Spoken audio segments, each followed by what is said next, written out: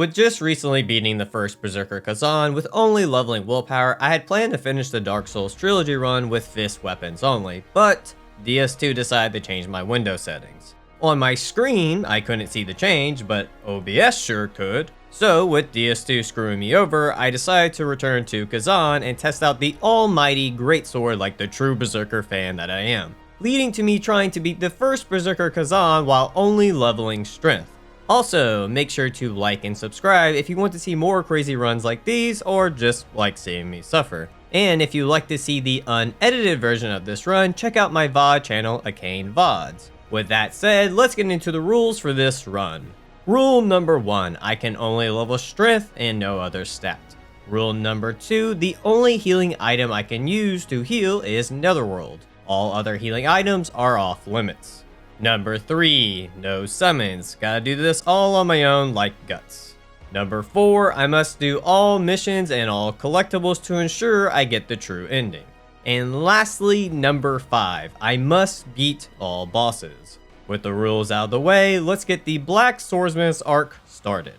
Starting off our adventure, our protagonist, Khazan, a former general of the Pelos Empire, is a prisoner who is rescued by a mysterious figure and ends up joining forces with to get revenge on those who betrayed him. Sadly, the game forces you to start with dual-wielding weapons. It's not until mission 2 where you can earn the other 2 weapon options. So, if you have watched my previous video, you already know how this first mission goes. You gather as many pieces of the Hound set as possible for the extra damage boost and the increased damage against beast types, pick up some fire enhancers, and level your stat to 17. In this run, it's strength, which the dual-wielding weapons do have a C scaling in. Did only leveling strength change how the next boss fight went? Nope, not really. Even with a slight decrease in damage, the fight went just as fast as it did in the willpower run. Which, if you want more details on how to fight Yutuga, I go more in depth into that fight in my previous video. The only thing that happened different this time was I forgot when he randomly slams his hands down, they can actually hurt you. Besides that, I didn't really have any issues taking down the big softy. With Yutuga out of the way, I make it to Storm Pass, where I unlock skills, the Javelin, and get me a trusty new Greatsword. Damn, Khazan is so good he can swing around a massive sword and put a hat on at the same time. All Greatswords in Khazan have a B in strength scaling and C in proficiency. The interesting thing about strength in Khazan is that it increases your weight capacity, so I'll actually be able to wear heavy armor for the most part while having an A in agility. Now, you might think agility is like in Dark Souls where the lighter you are, the more iframes you get. That is not the case. Agility grade affects your stamina recovery and dodge stamina costs. I'll demonstrate this with a level 1 character. At 59% and below weight capacity, you get an A scaling, which puts you at 132% SR and 10% DSCD. At 60%, you get a B scaling, which lowers your SR by 30% and lowers your DSCD by 10%. At 75% and above weight capacity, you are put at a C scaling, which drops your SR by an additional 20%, and your DSD stays at a 10% decrease. I even tested this on a level 71 character. B scaling only lowered DSCD by 10%, whereas the C scaling did not lower it any further.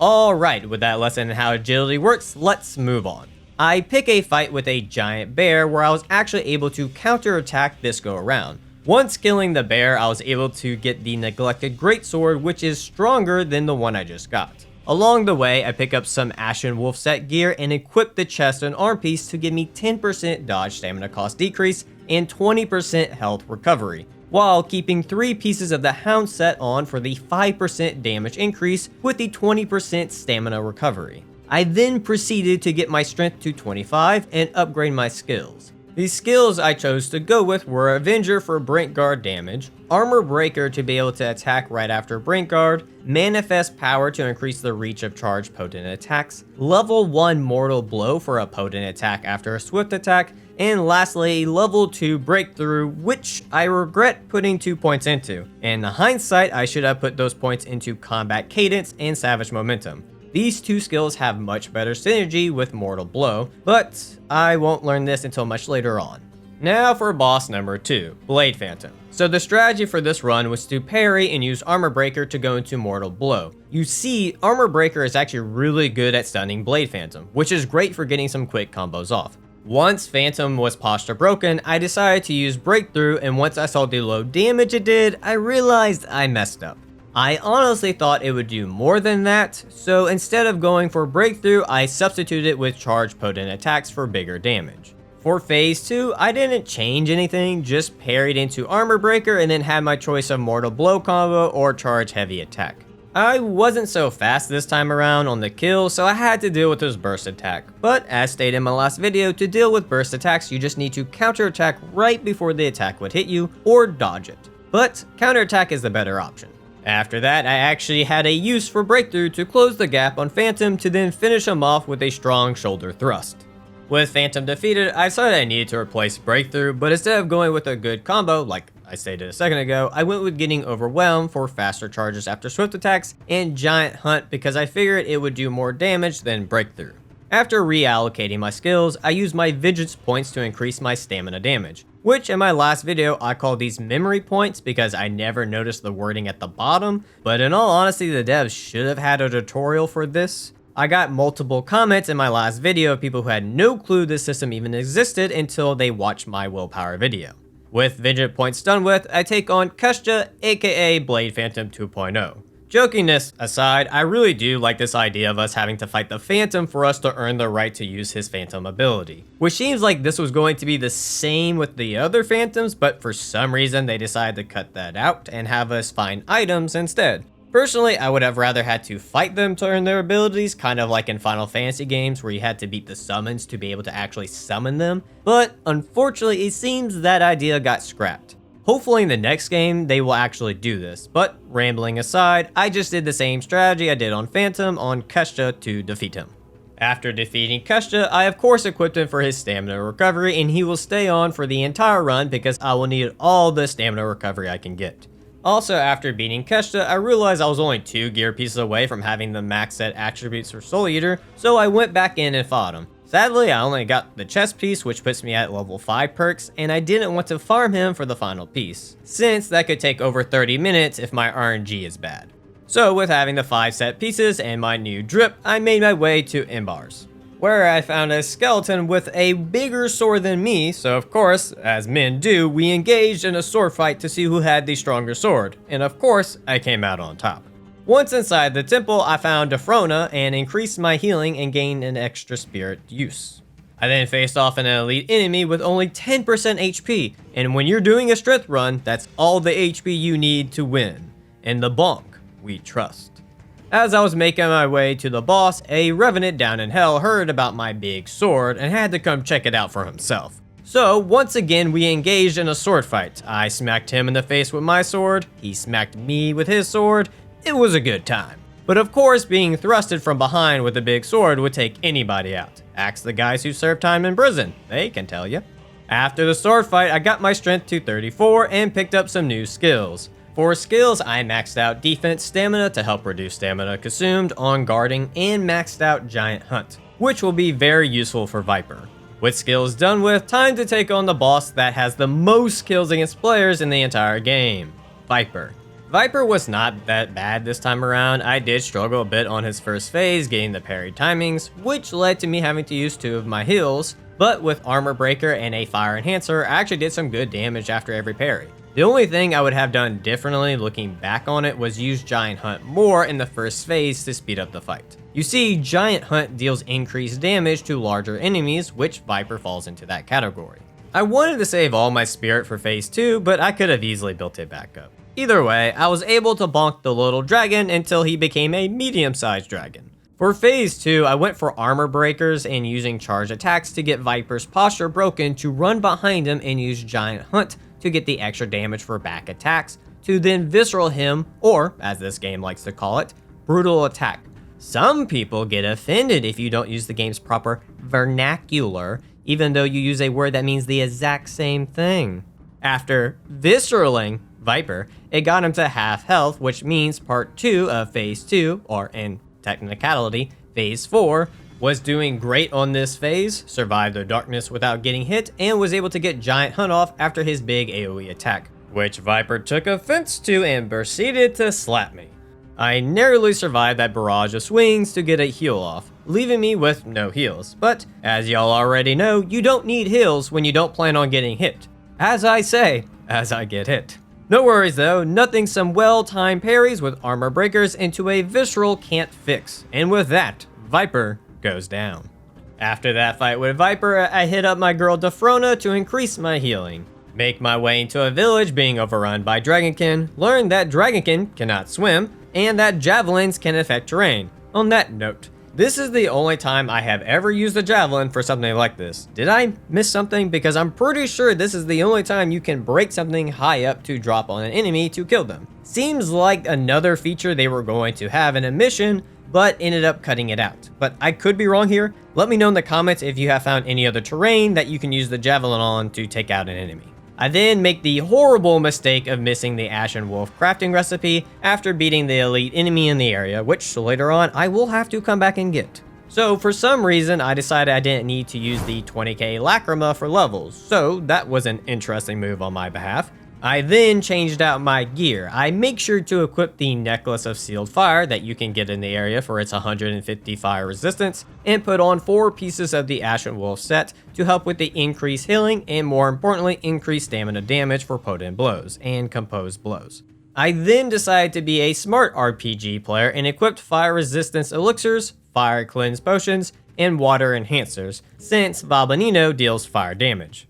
For skills, I dropped Giant Hunt to level 2 and got Defense Spirit to level 3 to help with spirit gain. With all that done, time for the boss with the second most kills on players, Valbenino.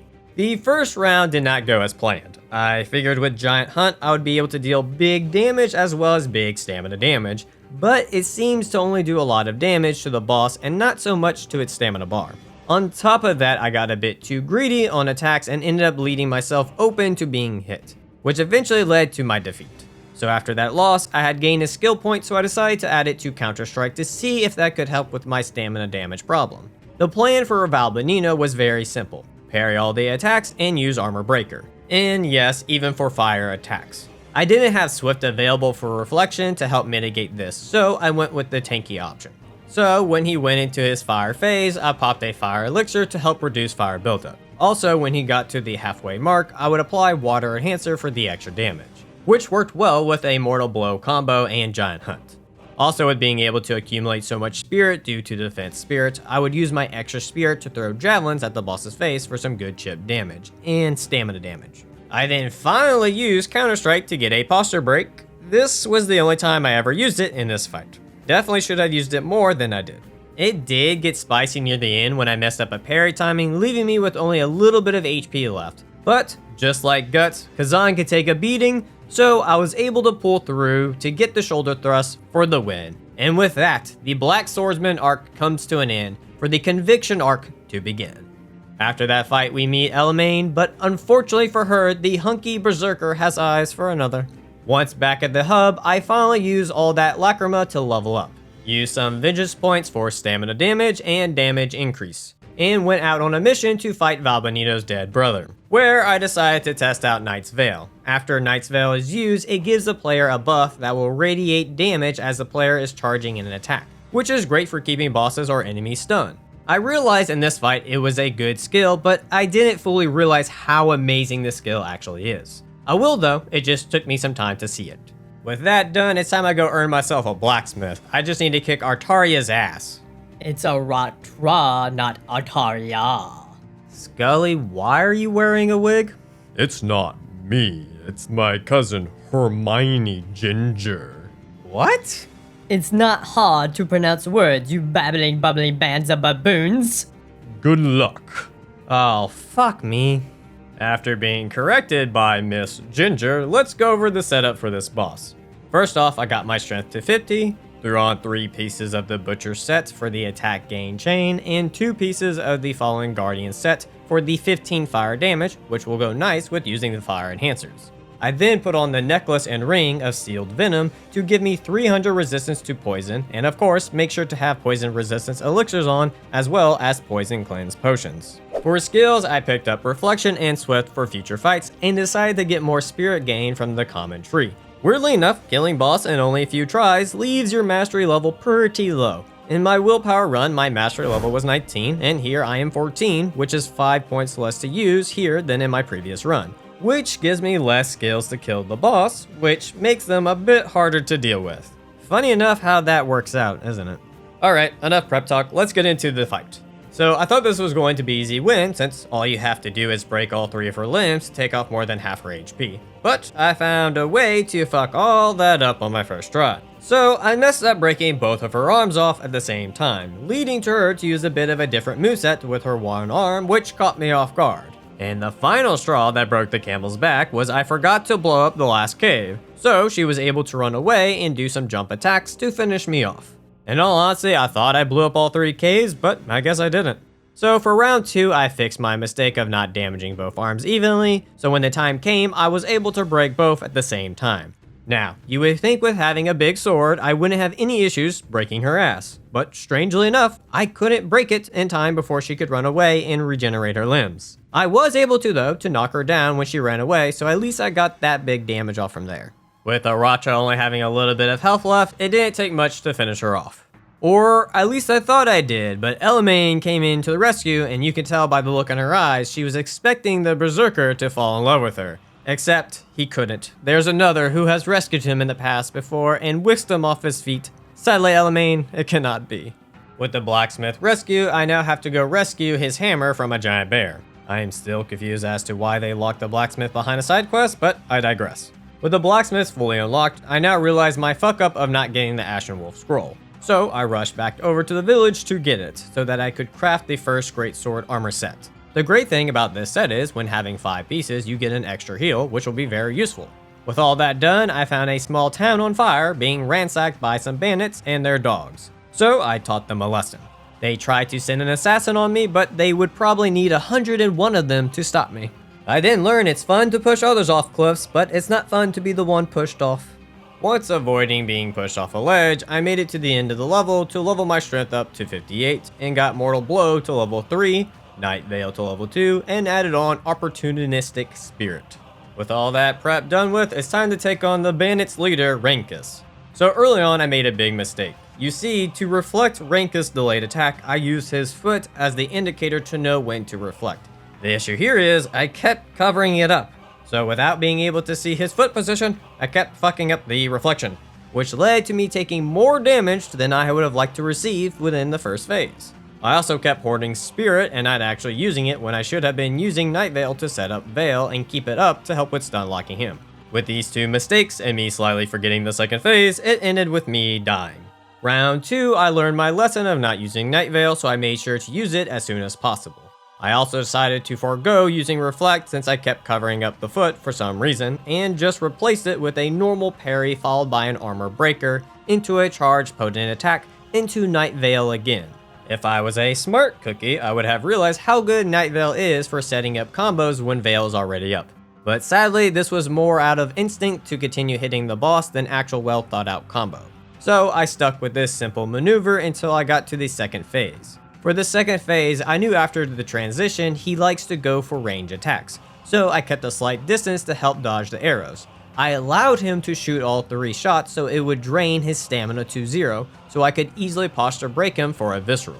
I should have used Night Veil first, but I wasn't making the best decisions at the time. I also learned this go around when you see him doing his fire spin attack, if you get close to him and run around him in the opposite direction, you'll avoid it entirely. From here, I just played it safe with Armor Breaker into Mortal Blow combos, some charge attacks, and was actually able to get a reflection off in the end to secure the win. I know I said I forgoed it, but let's be honest, I'm too stubborn to not keep trying.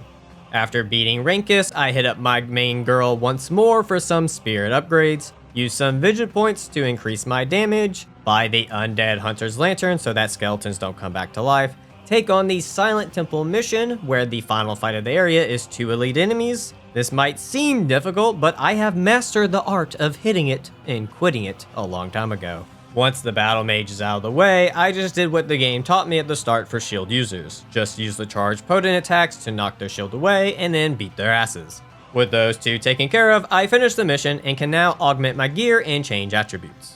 I then upgrade my gear as high as I can and head off to Nadine. While fighting my way through, at the midway point, I got my strength to 64 and then proceeded to hoard 40,000 worth of Lacrima. I honestly have no clue why I didn't use it for levels, but for some reason I didn't. Silliness aside, I used my 2 skill points to get Inner Fury, which is an awesome AoE attack that when after used gives you a temporary buff that increases charging speed, and Bloodshed to make Mortal Blow chargeable for bigger damage. With skills out of the way, it's time for the boss with the 3rd most kills on players, Malika, and is my 2nd favorite boss in the game. Coming from my previous playthrough, Malika wasn't that bad this time around. I did die 3 times, and it especially hurt on my 3rd death, where I was just inches away from victory to just drop the ball, like I usually do. Heck, even on the winning attempt, it was a bit of a nail biter there. I was out of healing by the time I got him just past half health. I think the worst part was I was actually able to get him to 5% HP at this point without being hit, but then fumbled the reflection at the end on the attack I really knew how to parry, leaving me with a messy win. Now, normally, on my challenge runs, I am just happy to pull off a win no matter what. But for some reason, I just can't stand a messy win in this game. So let me tell you what I should have done to win this fight in a more clean manner. For phase 1, I would need to pressure Malika into the wall, which you can do by shoulder thrusting him, or by parrying his attacks and then using Armor Breaker to push him back. The reason I do this is to keep him from running away to speed up the fight. Also, if y'all don't already know this, you can actually parry his Air Blast attack. On my previous playthrough, I thought these would have some elemental effect, but they don't. You can even parry them in the 2nd phase without any repercussions. Great for getting damage in, plus lowering his stamina bar, but for the 1st phase, just keeping him up against the wall, and when you break his posture, pop Inner Fury, so that when you do the Visceral, you will take damage from both at the same time. Around this point, it should send him to the 2nd phase. For phase 2, you can actually get some extra hits in at the start. So after he does his jump attack, you can hit him real quick, and then parry the explosion to then get a few more hits off on him. From here, he will do his long sword combo, which you can get a few armor breaks off. The real cool thing I learned is that when he does his dash attack followed by a normal slash, you can actually reflect the slash. The timing for this is easier than you think. So the second you see him start to twirl, go for the reflect and you will get it. Very useful for dealing damage during his katana phase. Also, another good time to get hits in is when he sprints after you and goes for the charge attack. Dash in and get some free hits in. Now for the real big damage part. When he goes back into his Greatsword phase, he will do his jump attack. For the first 2 jumps, just parry followed by armor breakers, but for the final jump, use Night Veil to stun him and get the Veil proc, then go into Inner Fury into a charged potent attack, and then back into Veil, and if you get lucky that his stamina is low, you'll get a posture break, which then you use Inner Fury into a Visceral. Takes off a good portion of health in a short period of time. The reason this all works is thanks to Veil. The Veil buff will help keep the boss stunned while charging attacks, and once you use Inner Fury, you can charge attacks faster, which makes it easier to keep comboing longer. And just you wait though, this combo gets even more crazy as I perfect it. From here, Malika will be so low on HP that all I had to do was armor break him to death. Now that's a clean fight. With Malika defeated, I earned the Phantom form, which takes us from the Conviction arc into the Millennium Falcon arc. Also, after beating Malika, I really wanted to try out his full set, so I grinded for it, which y'all already know. But what I didn't know was that the crafting scroll was on one of the next side missions, so I grinded for 45 minutes for no reason. Not wanting to be over-leveled for the next missions, I decided I could only be the mission level to keep me from being too overpowered. So all that Lacrima went into attribute farming, which I didn't get into attributes in my last video, so let me go over them here since I have been seeing a lot of people struggle to understand how important these attributes really are. Starting off, depending on your gear's rarity, will determine how many random attributes you get. Uncommon, you get 1, rare, you get 2, and unique and above, you get 3. At Epic, you get 1 fixed attribute with 3 randoms, and Legendary, you get 2 fixed attributes. But you don't get Epic gear until the very last mission, and can't craft Epic until NG+. For Legendary, you need to be an NG++ to craft.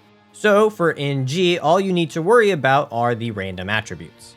The reason that attributes are so important is that you can increase your DPS, defense, HP, stamina recovery, and a whole bunch more, as you can see by this long list.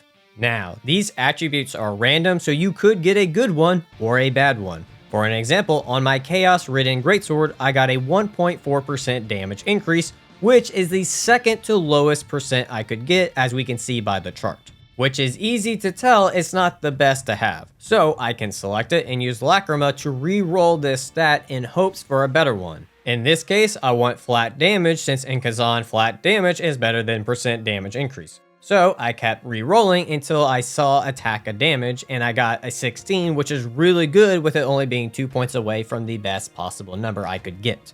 So I just took a shit attribute and turned it into a damn good one. This is why attributes are so important. Even more important than levels, because having the right attribute on all 8 gear pieces can drastically increase your DPS, defense, or whatever other stat you need to increase. By doing this, I took my flat damage from 436 to 495, which is a very good damage increase, especially at this point in the game. Now, make sure to check the chart or list before re-rolling, because not every piece of gear can get the same stats. Also, every time you re-roll, it will cost more Lacrima. You can use an item to reset this, but I would wait to use this item near the end of the game, not really worth it on low level gear. With all that said, you now know how important attributes are, and we can get on with the run. Alright, the Chaos Ridden set. So the reason I farmed this gear was for multiple reasons. Number 1, regeneration after brink guarding. After performing a brink guard, I will get a stack of regeneration, which will heal me, which I can get a max of 5 stacks. Which is great for healing myself mid-fight without having to use Netherworld to do so. Number 2, brink guard spirit accumulation. Simply more spirit gain upon pairing. Number 3, volcanic wrath. When having all 6 pieces of gear on, you can get this skill, and it can deal massive damage to enemies when used properly. You could easily make an entire build focused on this one move. And lastly, number 4, and most important one, this is the closest armor set you will get to Guts' armor. Remember, fashion is important too. That was a lot of talking, so let's jump into the next boss fight. But first, level and skills. For this coming fight, I was level 69, and for skills, I got Opportunistic Spirit to level 3, Inner Fury to level 3, decided to try out Counter-Strike with Counter-Strike Chance, add Mortal Blow Nascence, Limit Break for stronger charge attacks, and Reflection Offense. With all that said and done, time for Elamine. On my first try, I did really well against her. I was able to get a lot of stuns on her after pairing into Mortal Blow, and made sure to take advantage of her dash attacks to get behind her and deal some crazy damage with Inner Fury and Limit Break. It also dawned on me she was like every other shield enemy, and you can just use charged potent attacks to knock her shield away to get her stunned for a combo. Sadly, I didn't pull this off on my first try. I messed up some dodge timings, which led to my death. Which I didn't figure was no big deal since I did so well the first time, and then the first time curse struck. I just kept fumbling attempt after attempt and was just left there stunned wondering, what the fuck did I do the first time to bully her? I ended up dying 6 times. Not a bad death amount, but figured I would have done better this time around. On my 7th attempt, the first half of the fight I played well. I was able to get her to half HP in 30 seconds, and then she remembered I rejected her, and as the statement goes, hell has no fury like a woman scorned. Because she started to smack the shit out of me to the point of running me out of all my heals. Crazy how fast you could play so well and it all goes downhill. But lucky for me, she showed me her back so that I could thrust it for the win. Once again, I was not happy with how I won this fight, especially for the fact I picked up Counter-Strike and never really used it. So I sat down and tried to figure out how could I have played better, and eventually I figured it out. The setup I should have gone for this fight is with Combat Cadence and Savage Momentum instead of Counter-Strike. The reason for this is that dash attacks are the Greatsword's fastest attacks, and with Combat Cadence you get 2 hits in a row, and combine that with Savage Momentum to charge the 3rd hit, deals good damage. On top of that, you can use Mortal Blow afterwards to get even more damage in. This alone is very good, but it's even better when pairing this with Night Veil for the stun dash tick damage when charging. Throw in Inner Fury to get quick charge attacks, and you got yourself one hell of a fucking combo. Tragically, I won't figure this out until after the Troka fight. The only other advice I can give for Elamine is using the charge potent attacks. They will constantly stun her, which I should have done more of during my winning attempt. After the Elamine fight, I talked to Defrona to increase my healing some more, complete a few side missions, use some vigilance points on damage increase, got my strength to 79, and reorganized my skills. With Shaktuka up next, I removed Counter-Strike for Giant Hunt level 3 since Shaktuka is a large enemy. I also get level 2 dodge stamina and extreme dodge to help with stamina management. With skill talk done with, it's boss time. So in my previous video, I talked about how easy this boss was. Yeah, I don't know what happened, but everything I learned from that previous run for this fight went out the window. I completely forgot the reflection timing after his multi-strike attack. His super delayed attack threw me off again, kept getting hit by his bite attacks, got grabbed and killed multiple times, and kept getting hit by his follow-up drag attack that always comes after his one-arm slam attack. I was struggling pretty hard with this fight. I ended up dying 6 times, which is 2 more than the last time. I'm a bit disappointed in myself for dying more times to this guy than Malika. I was able to on my 7th attempt to start to get the reflection timing back, but I still didn't have it down pat like I did in my willpower run. My main focus to win this fight was using Armor Breaker and Giant Hunt to try and get as much damage off as possible. But I was struggling with getting Spirit back up quickly to keep using Giant Hunt. I realized after this fight I should have gotten the Defector set to help with this, since this set revolves around gaining Spirit fast, as you can see on my retry fight after I had already beaten him.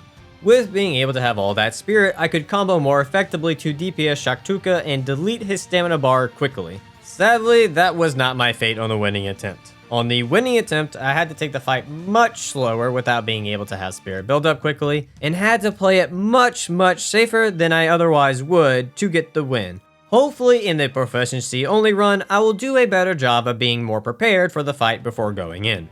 With the big cat dealt with, I do the next 2 side missions to get the Crimson Fiend set to try out the stamina recovery on charge attacks, and the test subject I decided to test it out on was Shaktuka's brother. So at this time point, I did not see the benefit of this set. It wasn't really helping me to combo the boss that much or help deal crazy damage. Looking back on it now with what I know, I can see how this set can be a monster at continuously comboing bosses with a constant 100 stamina gain on charges. I feel this set would be even better if I could actually level endurance to have more stamina to work with. But I also do think for a challenge run like this, the Chaos set is better due to it helping with Spirit gain, the little it does plus being able to heal from parries. Besides that though, the Crimson Fiend set is one hell of a mid-game armor set, and you definitely can't go wrong with it.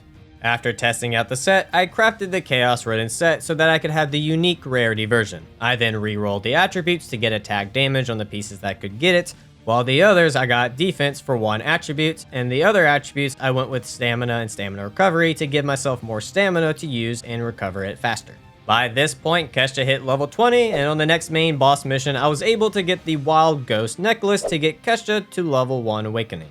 I then got my strength to 92 and worked on my skill tree. I removed Giant Hunt because I won't be needing it for the next boss, and picked up Furious Sweep along with Pursuit to help with gap closing. Combat Cadence for the extra swift attack after a dodge, Helm Break for stuns, Solid Stance to help with stamina recovery, and finally Inner Fury Swift. You know what that means, boss time, and the next boss up is Troka. Guts' specialty, demon women. He knows exactly how to handle this one. Troka this time around wasn't horrible. I only died 8 times this time, which is much better than 25 times. I actually found out some really cool things about this fight. First off, you can actually stop her 3 small missile attacks by attacking her before she can shoot, and you can do the same thing with her 8 missile attack.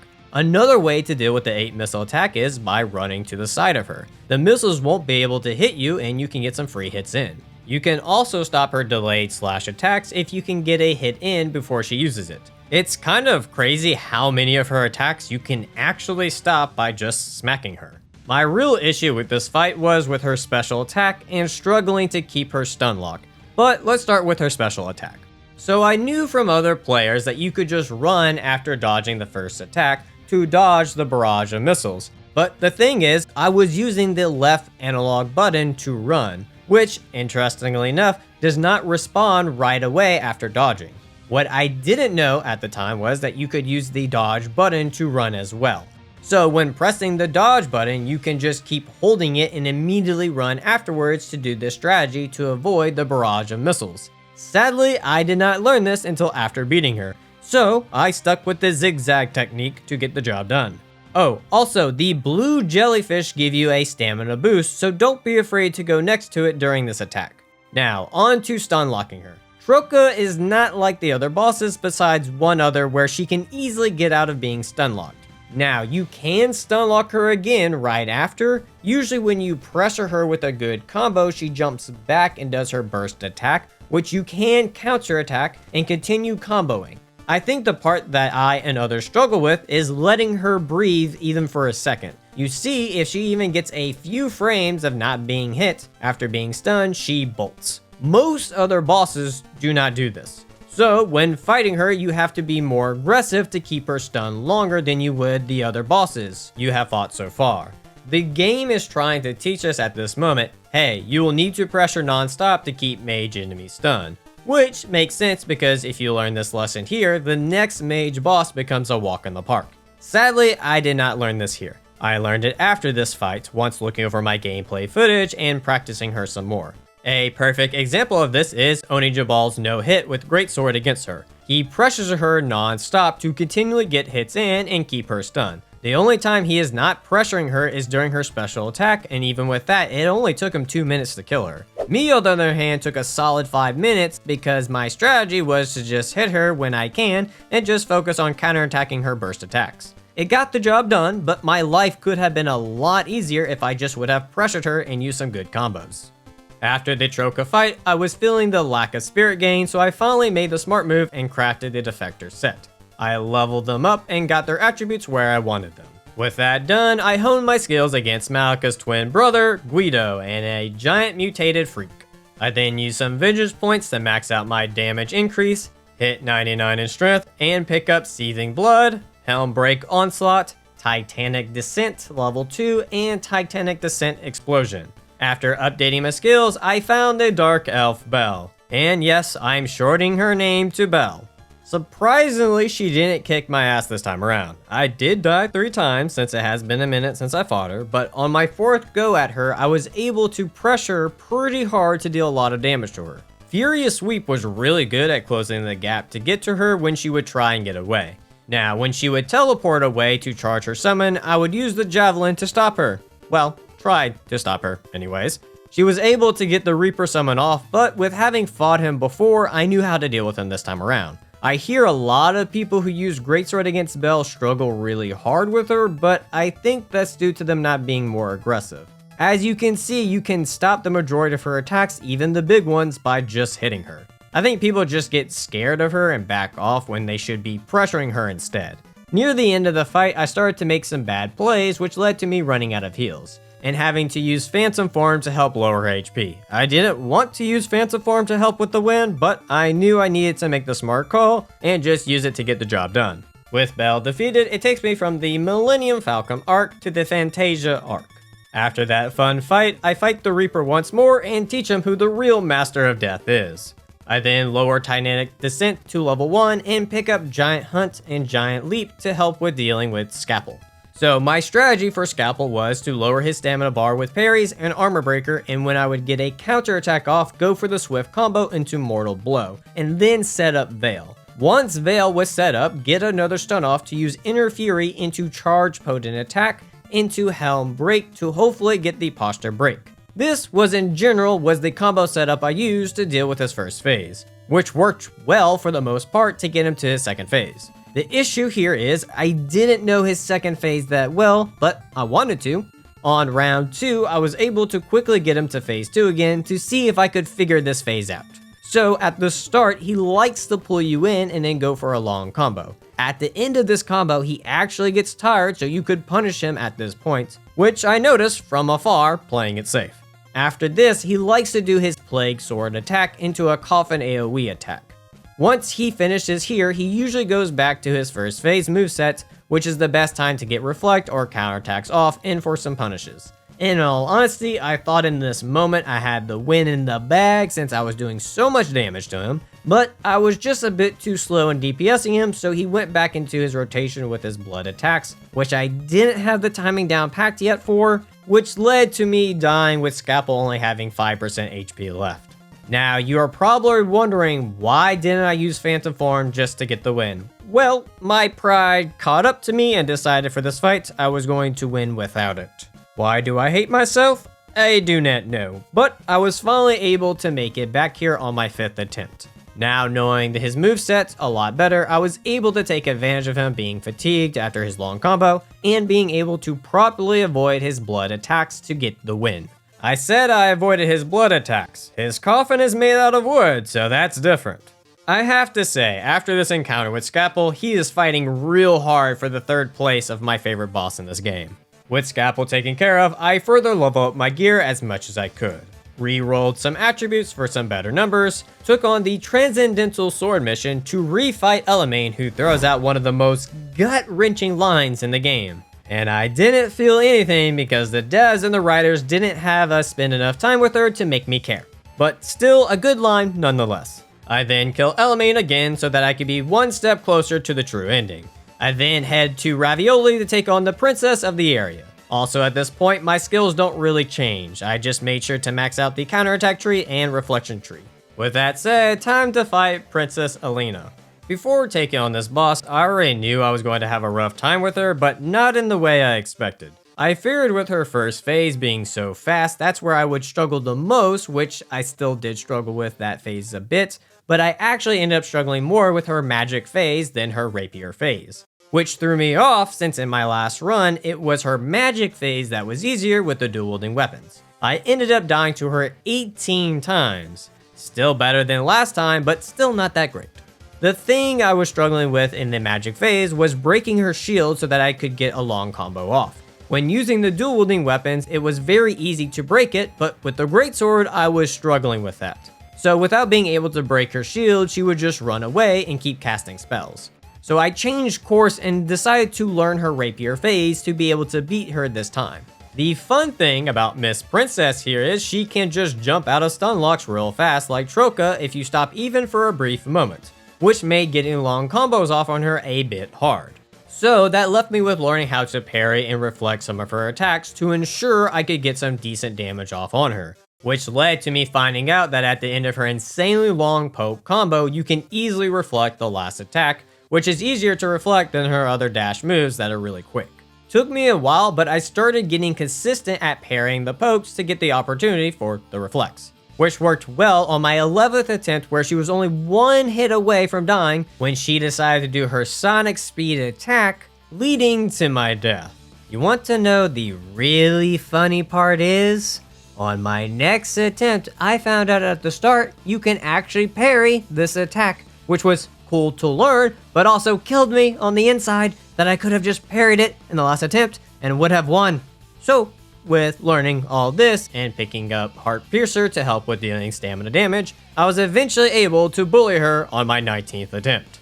With the princess taken care of, I talked to Dofrona to get my spirit up by 1, increasing my armor to around level 106, using my Vigilance points for stamina damage, beat up a behemoth from Final Fantasy, killed the cleric beast from Bloodborne, cursed the devs for making this human spider mutation hellspawn, then praised the devs for how well they did with actually making good battle mages, and pick a fight with a dragon.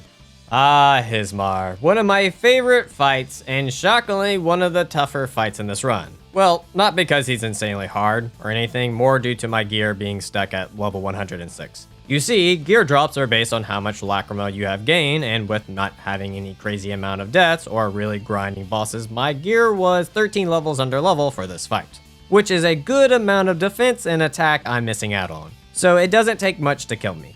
I was also struggling at the time with actually being able to dish out a lot of damage.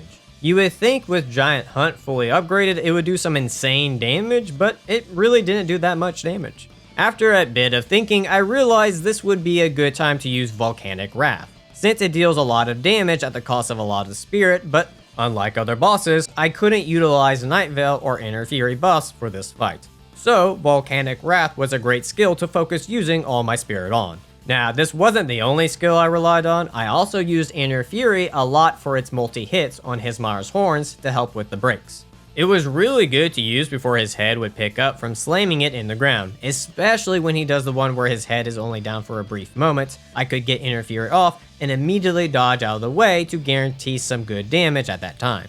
So with the combined powers of Volcanic Wrath and Inner Fury, the best boy Ahhismar went down on my 10th attempt. With Ahhismar slain, I took on the mission Kons Chains to take on a wave of bosses. The first two weren't any issues, no. The damn spirit of the spider boss was a pain in the ass. Without being able to break her limb, she can be a real doozy to deal with, but I eventually got the job done, to obtain the chains for the true ending. Also, fun little detail on Defrona's clothes have the Kons Chains embroidered on them, which is a fun little way of foreshadowing if you noticed it before this part. After that mission, I decided to grind bosses for Lacrima, especially Ahhismar to help with getting my gear level up for the next mission, and while grinding Ahhismar, I was able to get his full armor set. I had a lot of Lacrima to use, so I used them on the armor set and adjusted the attributes on them to my liking. The really cool thing about Flesh Ripper set is that it focuses on charge attacks, but also gives you the Limit Breaker Apex move, which is the final level of Limit Breaker, and it does some insane damage and is just the ultimate bonk attack, so I had to use this in a strength only run. With all that done, I used the skill points I had to get the Heat of Battle and Spirit boost. Once done with learning my new skills, it was time to take on Reese. Interestingly enough, I ran into the same issue with Reese that I did with Princess Alina, where I actually struggled with the phase I had no issues with in my previous run. I do not know why, but phase 1 Reese just kept smacking me left and right, leaving me with not much heals for the second phase. I will say though, I was starting to hit my stride with the comboing with the Greatsword during this fight, plus having the Apex attacks was just a nice touch onto the combo for some big damage.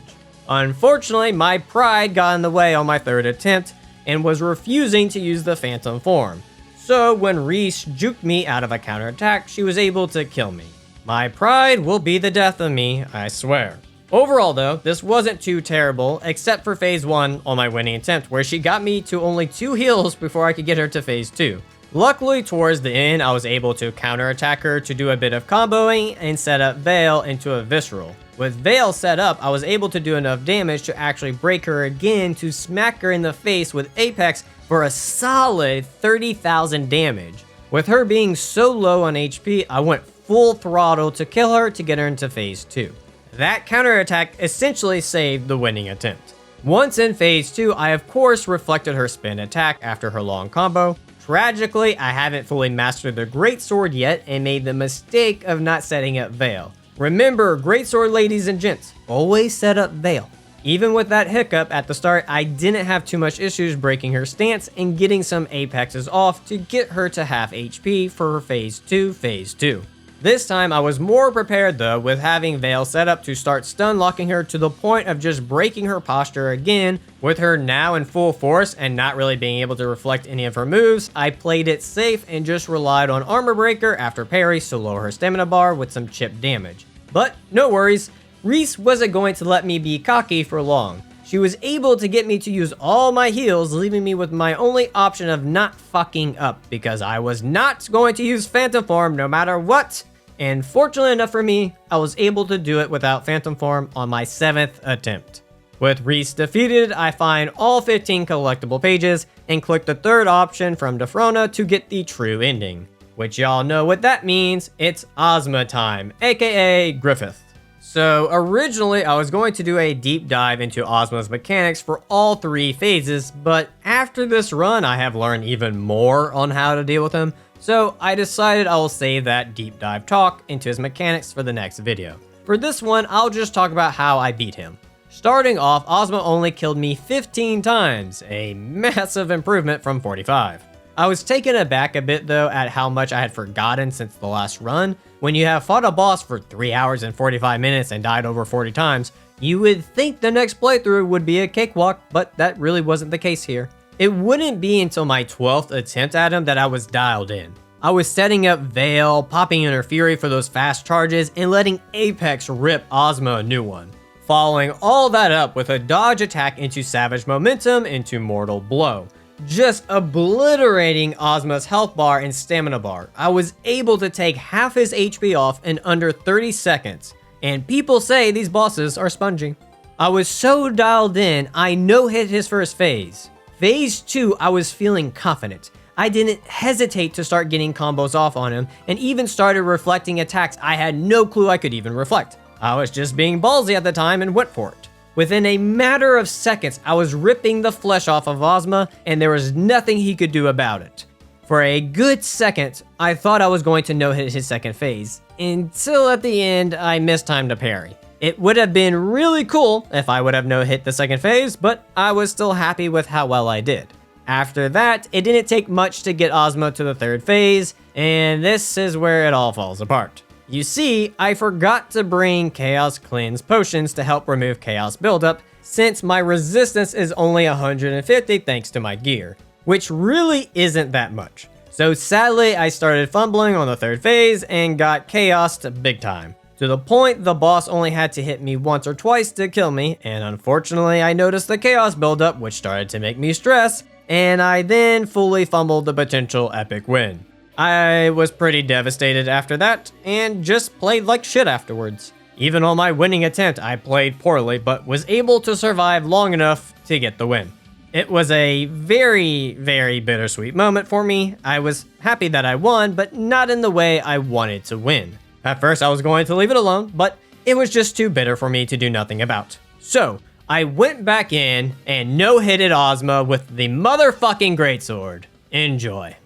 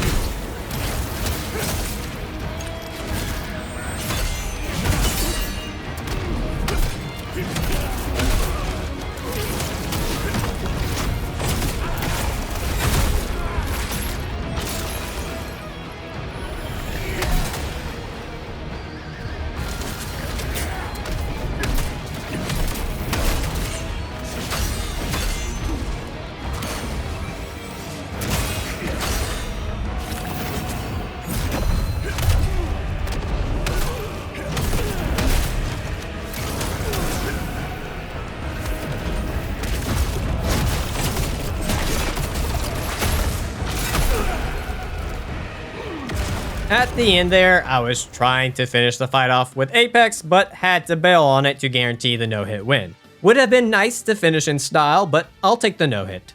At the beginning of this run, I struggled a bit to figure out the Greatsword, but by the end, I was able to wield it like guts. I had a fantastic time in this run and look forward to more Khazan challenge runs. With all that said, if you enjoyed this video and would like to see more like it, hit that subscribe button. At this time, I would also like to thank my channel supporters. If you too would like to support the channel or have your name in the video, you can click the Patreon link in the description or click the YouTube join button. I also from time to time stream my runs, so you can catch me streaming on YouTube or over on Twitch at Kane Gaming. I want to thank you all for watching, and until next time, take care.